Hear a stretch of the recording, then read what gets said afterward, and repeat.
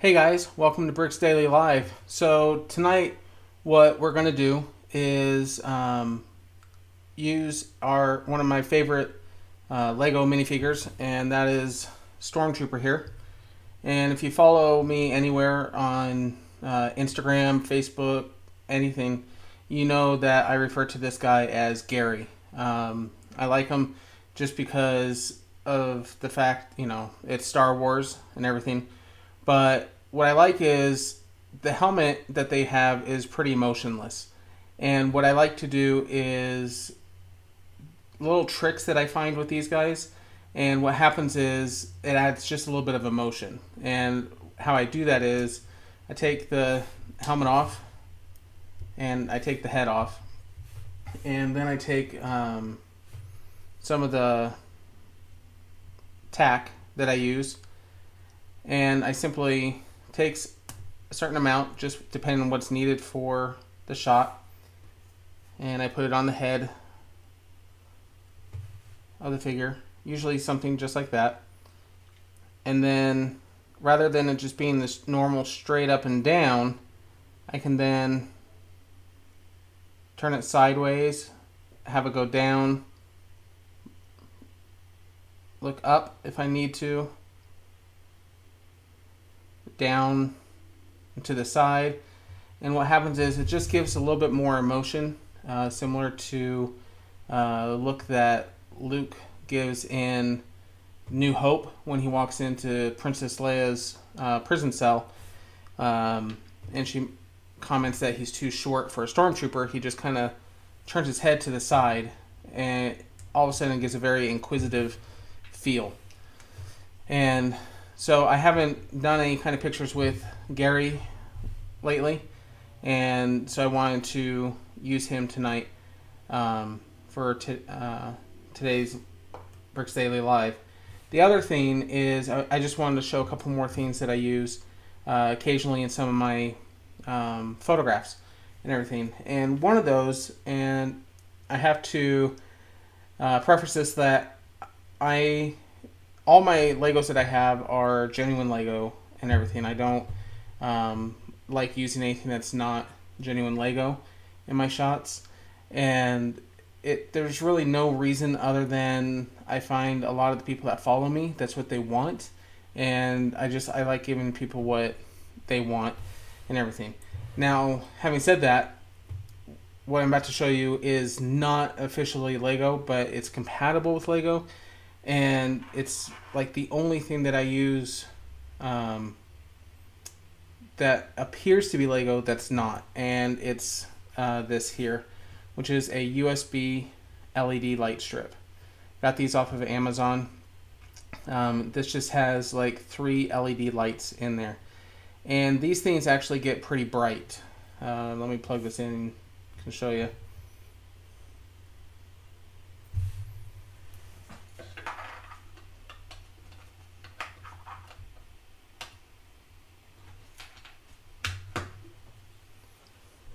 So as you can see, it gives off a fair amount of light.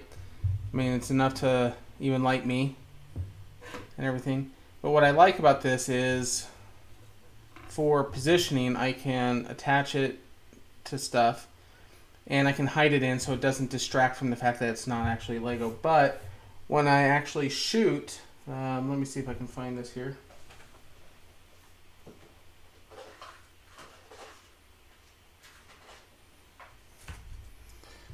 What I find is I can take translucent Lego pieces, and if I place it over in a way, it changes the color that comes through and stuff. It's just like using a filter on your lights or anything, or a gel or anything like that, and it can give a different look and feel. And so what I'm actually doing today is shooting kind of a camping scene. Let me turn this off here. And what I've done is I've taken this light and built up a small little campfire around there and put a whole bunch of the translucent pieces inside the campfire to give the effect that the campfire is lit and everything. And I find this works out pretty well. It's something that I did way back when I first started taking toy photography. I did a Back to the Future built and stuff, and I wanted to try with Legos to emulate the fire strips that come off of the tire treads from the DeLorean. And I did that by building a base with an LED box underneath and putting little channels in it and filling those with yellow and orange and red translucent Lego pieces. That way it kind of gives the colors that you would expect from fire. The other thing I'm going to be using in the shot today, and I know a lot of people use these in a lot of their toy photographies, is a little fake square of grass.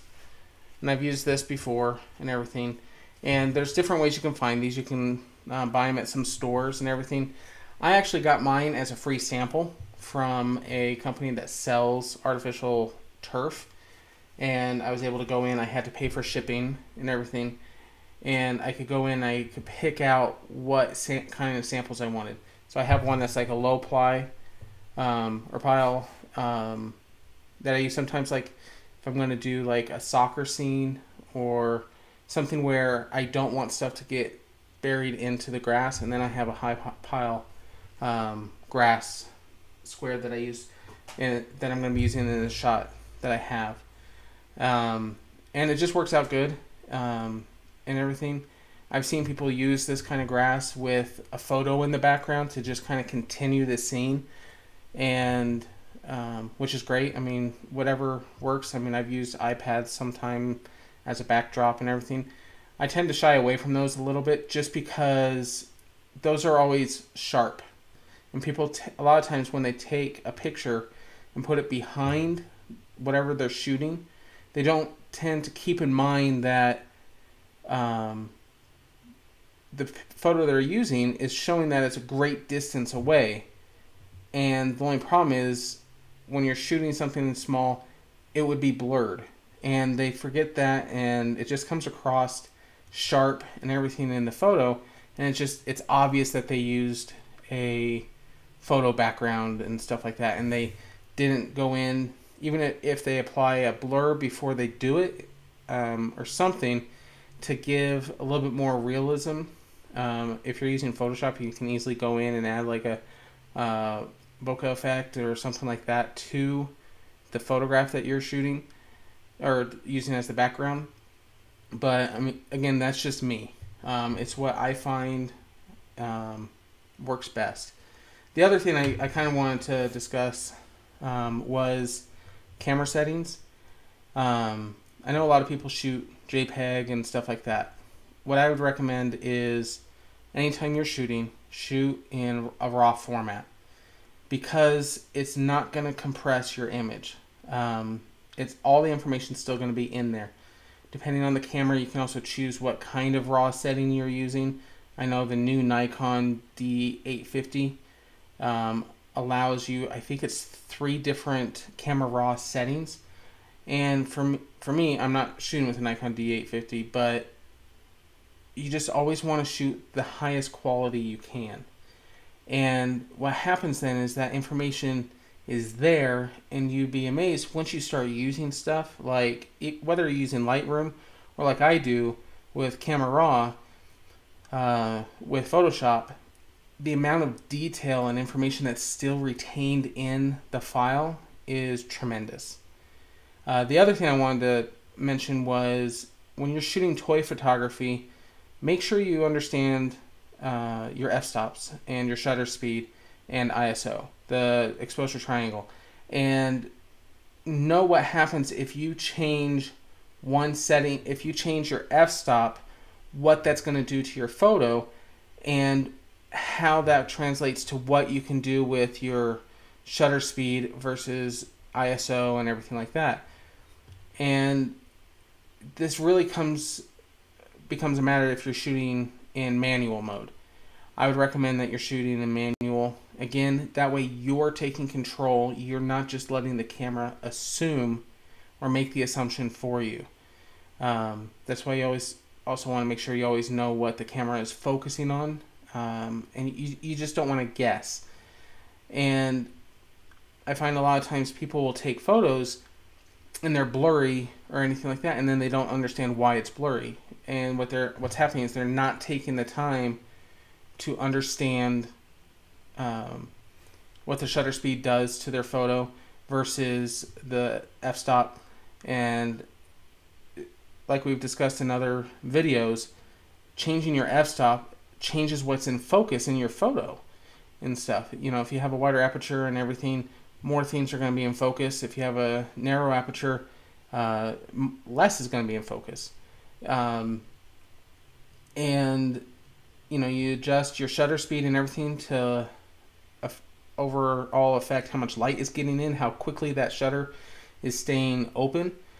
The faster it opens and closes, the less light it's going to get through.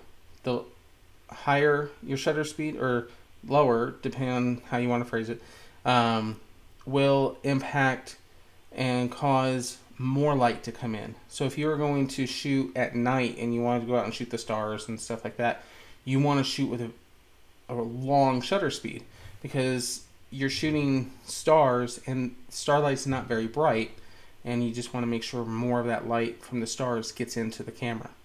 The other thing is, shoot with a tripod. You have to shoot with a tripod. If you're not, you need to have extremely steady hands, and nothing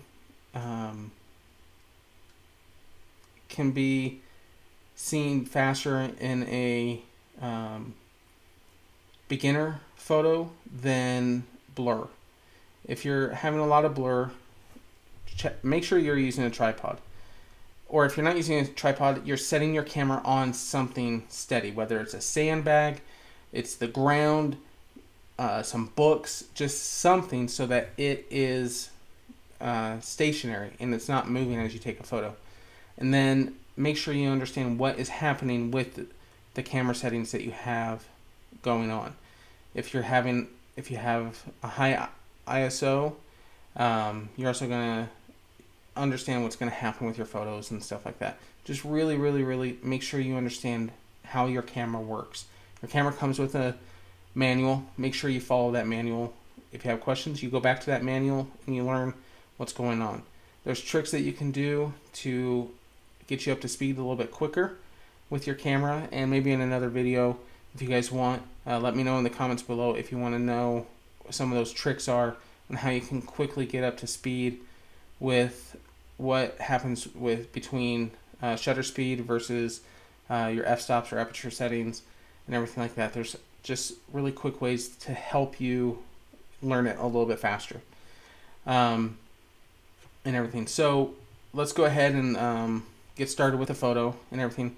So similar to other last couple weeks, I pre-built the scene and everything. It was just because there's a lot of smaller pieces, because I'm using those translucent Legos, and I just wanted to get everything contained. And I actually had to build the campfire surrounding, or ring, whatever you want to call it, so that way everything was set up and everything like that. So what we'll do is we'll go ahead and transition over, and you guys can see what's going on there.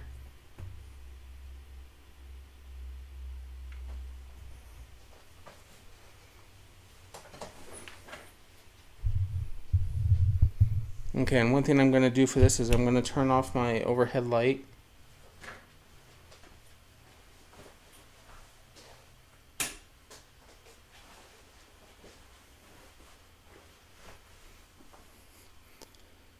And the main reason for that is because I want this scene to look like it is taken at night. And I want to really control what kind of lighting goes into the photo, into the scene and everything.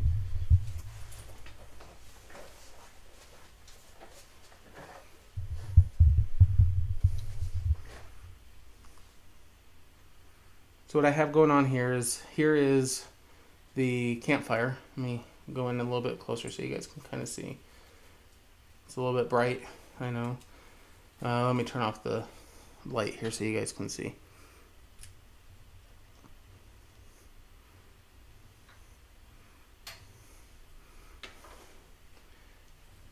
So as you can see, it's just filled with a whole bunch of translucent pieces. I actually tried to use a lot of the fire elements from some of the different sets and everything. And what I've done is taken Gary and created just a little scene of him sitting on a bench roasting a marshmallow. And for the marshmallow, what I did was I just used a Lego piece and took that sticky tack stuff that I use all the time and just put a small amount on the end of the stick or the Lego piece to represent a marshmallow.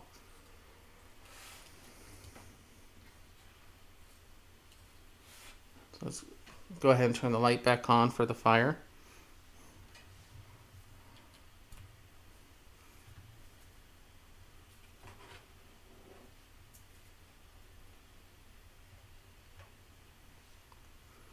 Okay.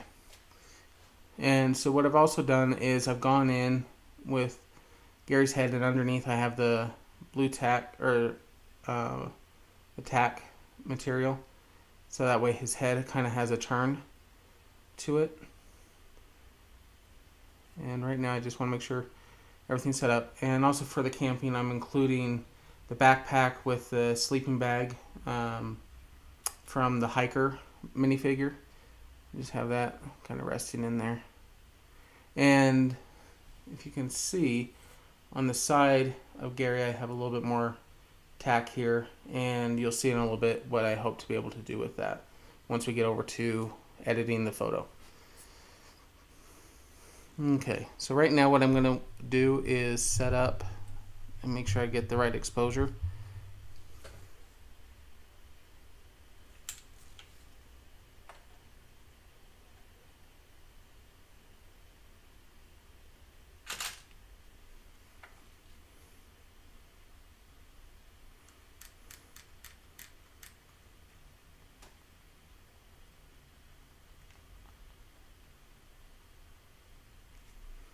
Okay.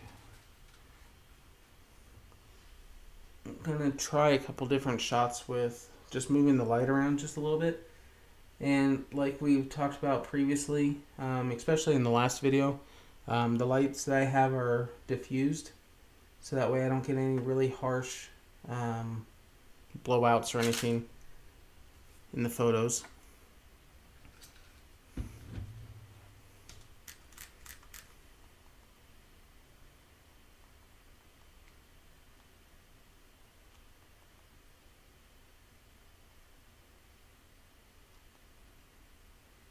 And I'm just going through making sure everything looks sharp, and the parts that I want in focus are in focus. So I know a lot of people, when they take and do toy photography, they want to have the entire figure in focus. For me, I don't really like to do that. I like to have the main part that I want in focus focused on, and then everything else just kind of fall away. The thing that I look at, though, is how much it falls away. Is it going to have a very shallow depth of field, or is more of it going to be in focus? Now with this, because I'm shooting him, I kind of want the fire to be a little bit out of focus and everything. If you've ever gone camping or anything like that, you'd actually shoot at a higher shutter speed to catch the individual flames. But then when you're camping and stuff, what would wind up happening is everything else might be a little bit darker and stuff like that, just because the shutter isn't open as long and everything. So with this, I just want to make sure I'm trying to mimic an actual shot taken at night and everything, without it looking like I took a photo of him in the middle of the daytime and it just looking a little bit odd that he'd be roasting marshmallows in the middle of the day.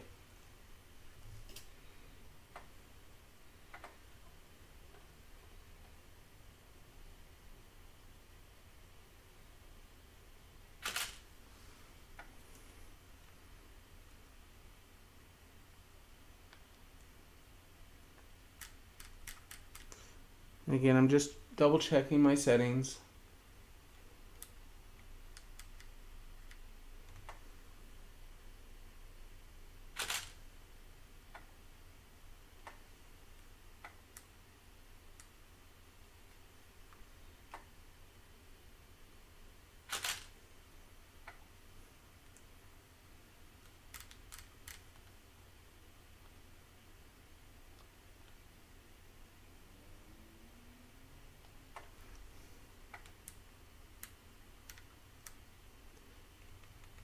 And for this, I'm using my 85 millimeter.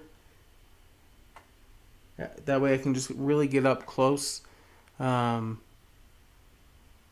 the shot and everything and have it just really fill in the frame.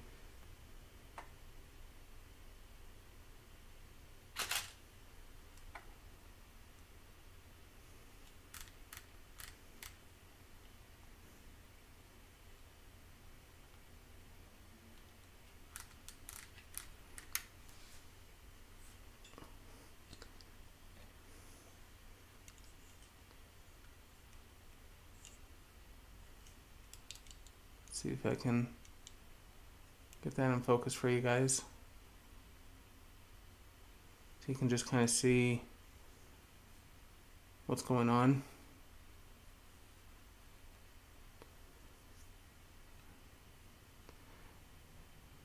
And you'll notice that I have if you can see it on here, I actually have my white balance set to fluorescent.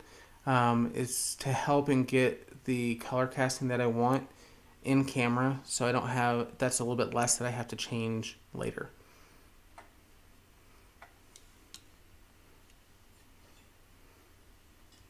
Okay.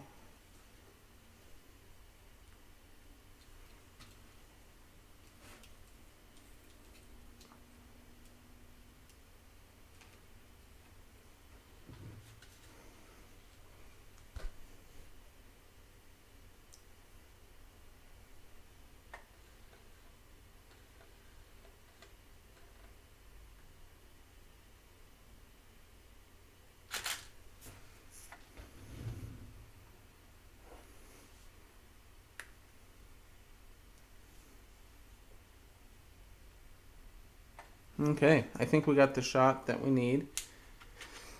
So let me turn off some lights here.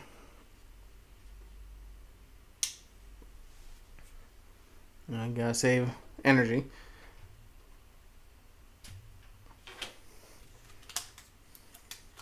And we will switch back over and see what this looks like in Photoshop.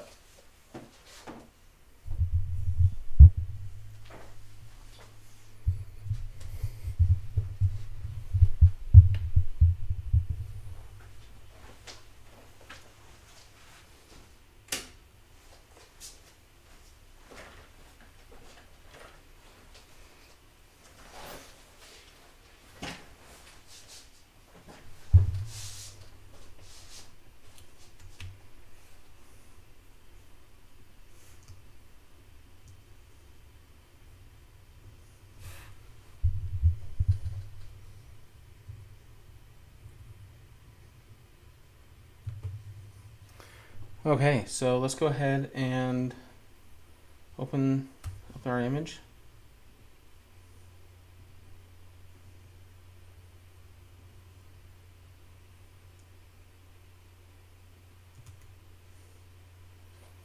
And this is the final shot that we wound up with. Everything. One of the things I was really trying to focus on in the shot is not getting a huge blowout in the top of the helmet here and everything. So I think that worked out pretty good. And you can see how the light came in off of the campfire and everything.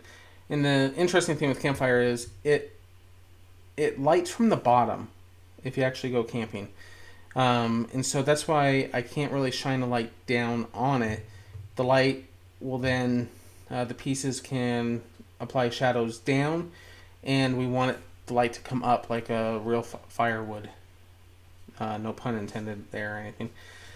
But just to really give the effect that we want. So let's go ahead and open that up. Okay, so we're in Camera Raw, and what I want to do is, first off, I want to kind of adjust the lighting. I want more of a yellowish hue going on. Just with it being at night, you're not going to have very cool colors, so I just want more warm and everything.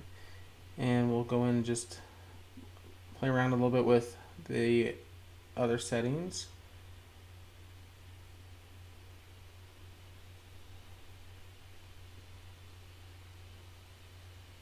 And bring up some of the shadows just a bit. Okay. And also, one of the things with the lighting the fire from the bottom that happens is the light then is going out and away from the campfire. And what I like is this effect that's happening on his helmet, where it's really showing the reflection in the helmet and everything. So we controlled to make sure it didn't get blown out up here on the top, but we still allowed for the light to just be a little bit more focused on the helmet from the fire and everything. What happens then is it gives it shows that it was actually lit. Now I could try and go in, if we didn't light the campfire with LED lights or with a smaller light, I could go in and try to manually add stuff, but it's just not going to be as good as doing it all in camera to begin with.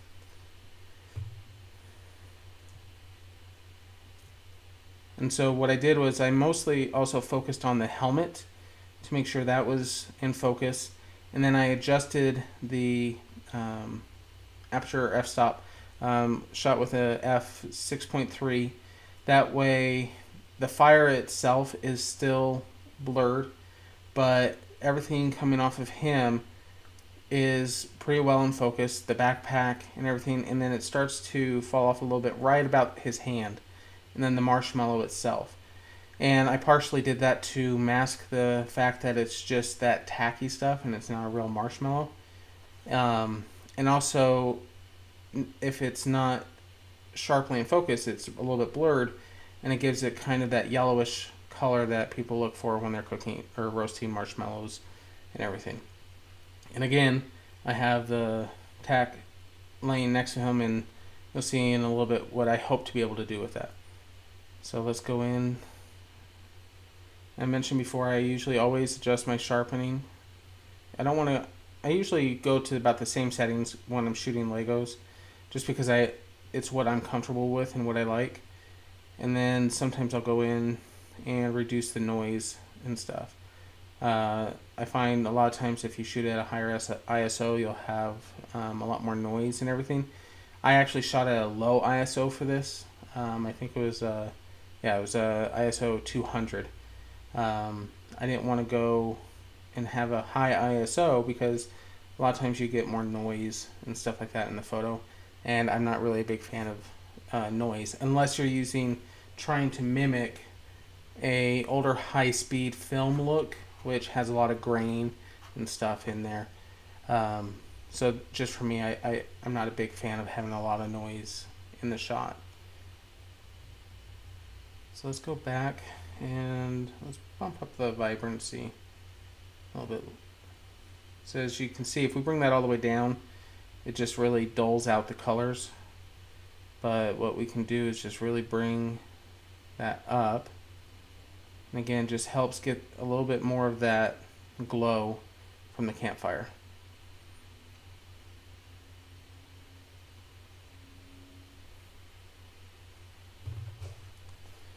Okay, so that's looking good. Let's go ahead and open that up. And here I also wanted to show one other thing that I like to do when I'm posing Legos. Is if you ever shoot somebody, you notice that they're never uniform. They're never completely, they don't look rigid. If they do, they look odd in the photos. And so I tend to like to put in little small things, hence the head nod with the helmet. But also if you notice on his leg, or his legs, I have one raised up just a little bit. Reminds me of like a little kid or something like that. If they're sitting, they tend to like kick their legs back and forth, and it's just not as rigid looking and everything. So with this, we're actually not going to do a whole lot, I don't think. But one of the things I did do was I created some artwork for the marshmallows, and that's what I want to hopefully add in on that tacky stuff. And I brought this in, I created it over in Illustrator to create all the text effect and everything like that. And then I brought it in as a smart object. As I've mentioned in other videos, I love smart objects. It really improves and speeds up your workflow if you start working with smart objects, because if you work on something after you do something like a transform, like we're going to have to do here in a moment, if it doesn't look right, you can easily go back in and start right back in where you just left off without having to start all over. So I'm just going to bring this over into the file.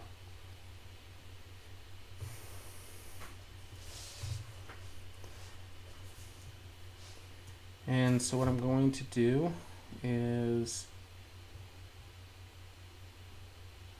I'm going to first figure out this here. So what I just did was multiply, and it makes it to where a lot of the stuff becomes translucent, especially white and everything. But since I'm putting this over white and everything, it's going to work, and also it's going to save me a little bit of time to not have to go in and try and get the color, the color temperature just the same. It just kind of automatically happens.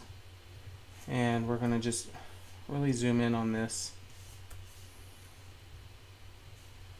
and just really focus on trying to get this to fill in this bag.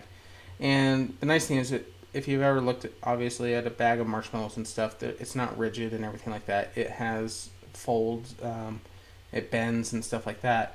So what I was figuring is, when I was planning out this shoot, was that distorting this to fit, it should still look okay. It shouldn't look odd or anything like that. So what I'm going to do is just initially start off to make sure it's the right height. I'll just get stretched over to the sides here. And what I'm going to do is come up to the top and switch between, click on the button to switch between free transform and warp effects, which we've used before.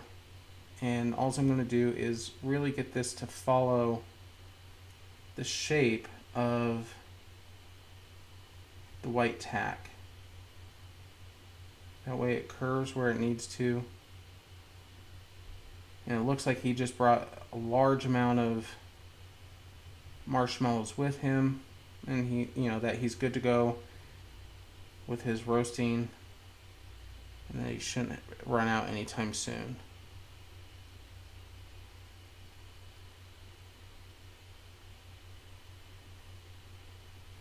And we also want to add in just some, to make it look a little bit more realistic, some more curves and stuff. We don't want it to be really rigid or anything.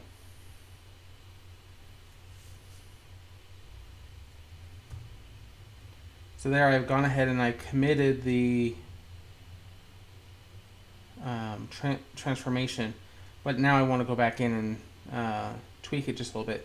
So now when I hit Command T, it pulls up the transform, but if I go back into the warp effect, it remembers the settings that were there, and I can easily just continue on from where I was previously.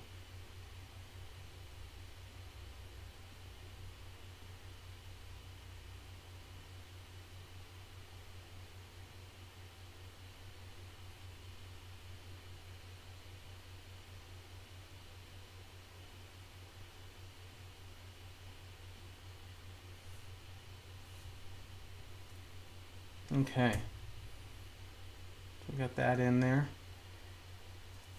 Zoom back out here. Yeah, that's looking okay.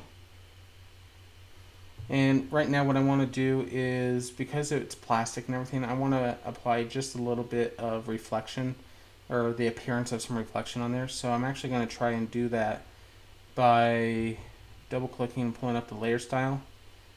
And I'm going to click on bevel and emboss. And it's applying my settings I used previously on another photo. Let's see. Reflections will be coming from the campfire direction.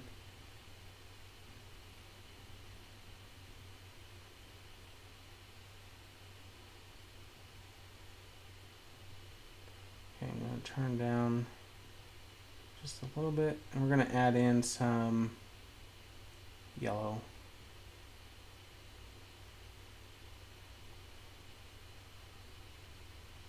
Not too much. The other thing, bring down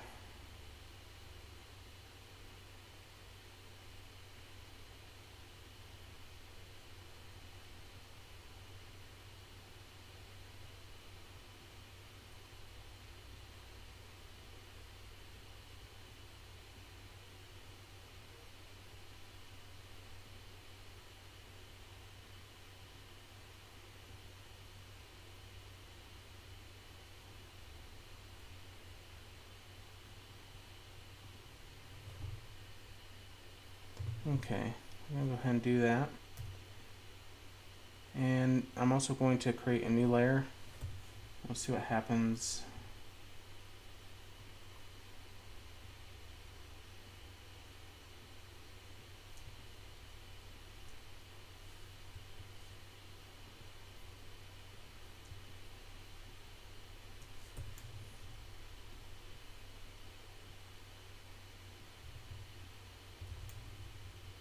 Let's get completely soft there.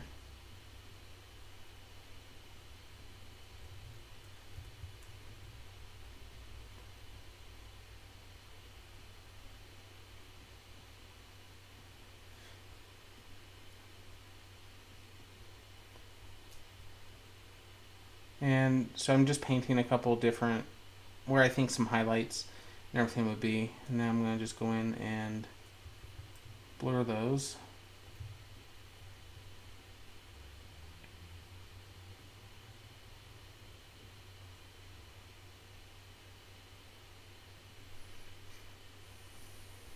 Okay, now I'm going to try masking. And what I'm going to do right now is, a lot of times when you see highlights on the type of plastic that comes from a packaging wrapper or anything, sometimes it has soft reflection, but then it will have a harder crease. And so what I'm going to actually do is go in and mask out parts of it to see if we can't create that same kind of effect.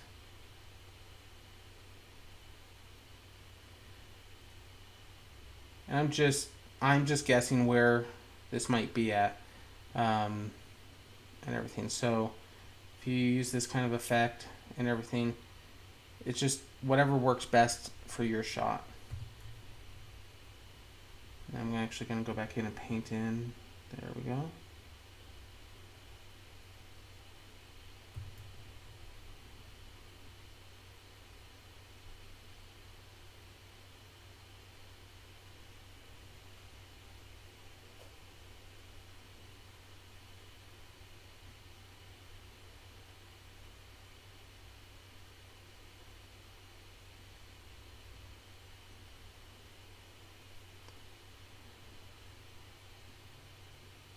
Let's just get this drop down. We don't want it too vibrant or overpowering.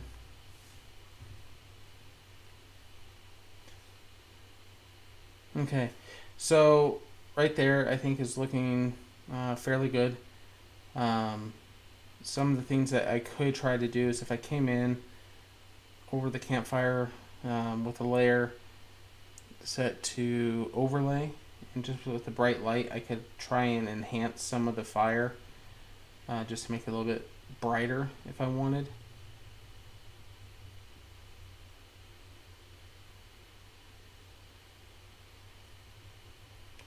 I don't think I need to do that too really, just by looking at it. But what I am going to do is these white areas,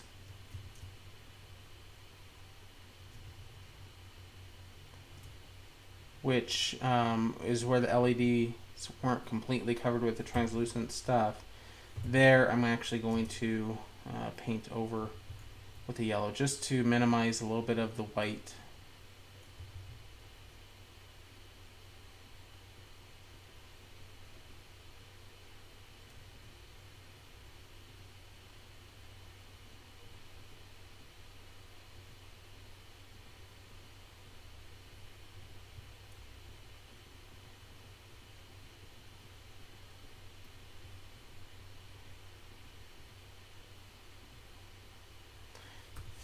Now I'm going to just select a little bit of red and go in, just put a little bit in so it doesn't just look like solid yellow. I'm just kind of randomly doing it. If you ever looked at campfires or anything like that, it's just like a sense of random motion and everything. So it seems to look okay.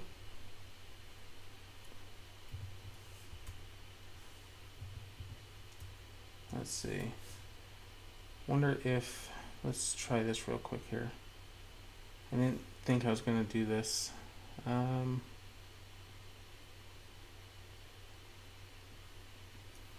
have a fire overlay. So we just add this in.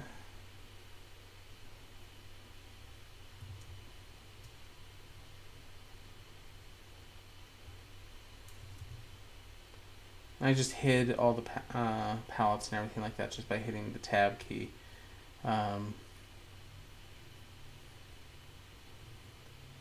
This way it gives just a little bit more realistic effect. Just trying to get some of those sparks as they come off of the flame. Go back in. And we're going to add some curvature to this, just so it's not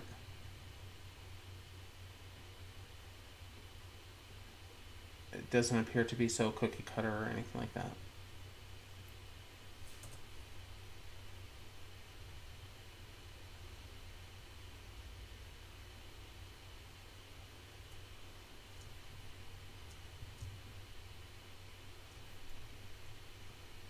Okay, now what I need to do is I'm going to hit Command L. It's going to pull up the levels, and this file that I just brought in, the overlay, is brought in automatically as a smart object. And what happens then is any adjustments I make, it doesn't automatically commit it. I can go back in and edit it still. So we're just going to darken this a little bit, just so it gets helps get rid of the edge of the layer.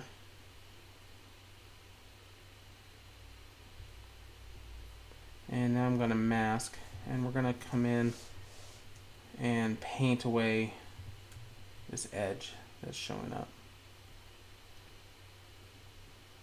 So I'm just going to get a fairly large soft brush.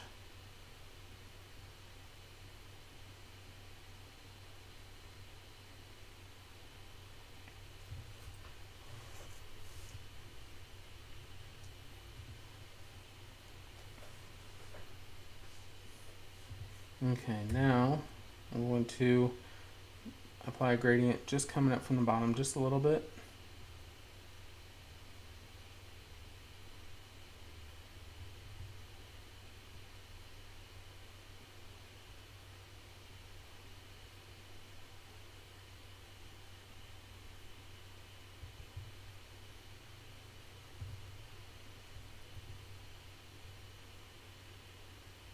Okay, and just jump back, and one of the things I just did was duplicated the sparks layer a little bit just to make it a little bit more vibrant.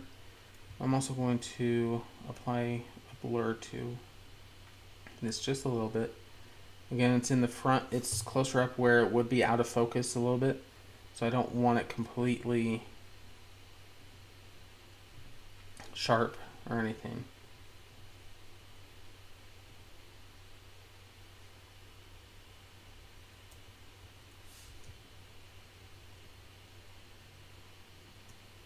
Okay.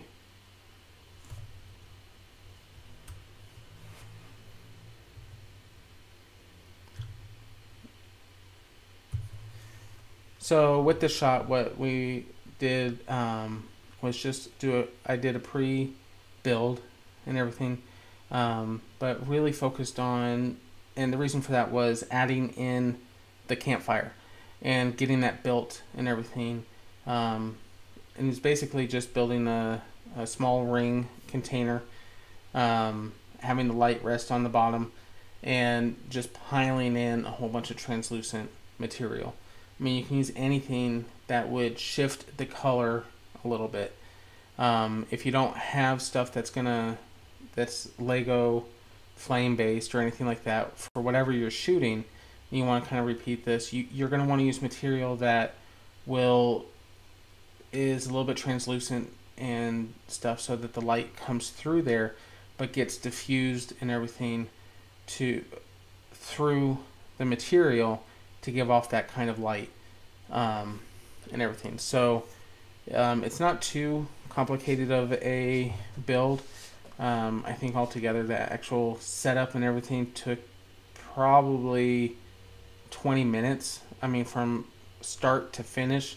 That even included having to find a cord to plug the light into. Yeah, and what actually probably took the longest was creating the effect for the marshmallow packaging. And actually, I have a typo on the marshmallows. So here's the magic of smart objects. So if I find the layer for the smart object, I'm going to just double click on it. And since I created this in Illustrator, it's going to open it up in Illustrator.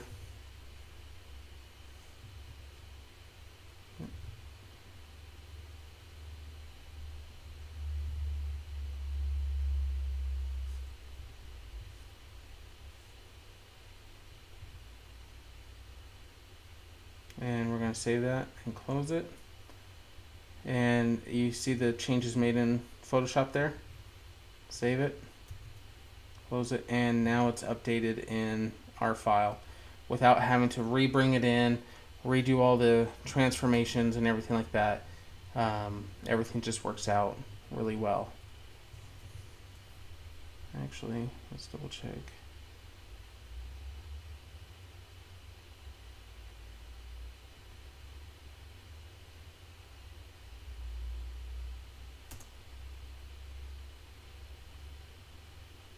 That looks good.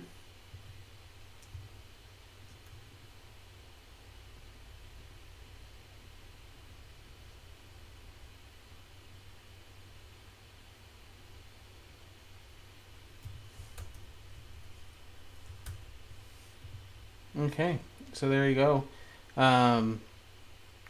Yeah,